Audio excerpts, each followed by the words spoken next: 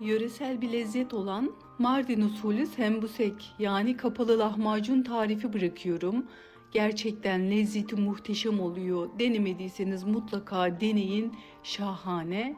Hamuru için derin bir kaba unu, kabartma tozunu, mayayı, tuz, şeker, sıvı yağ, süt, su ekleyip hamur yapın. Hamuru yarım saat dinlenmeye bırakın.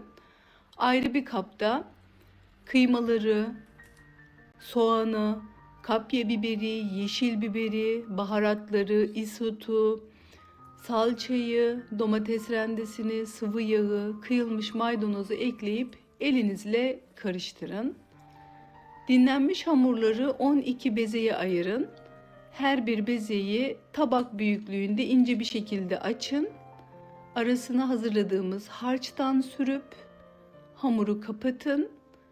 Kenarlardan elinizle bastırarak videoda gördüğünüz gibi kapatın. Hazırladığımız hamurları fırın tepsisine koyup üzerlerine yumurta sarısı sürün.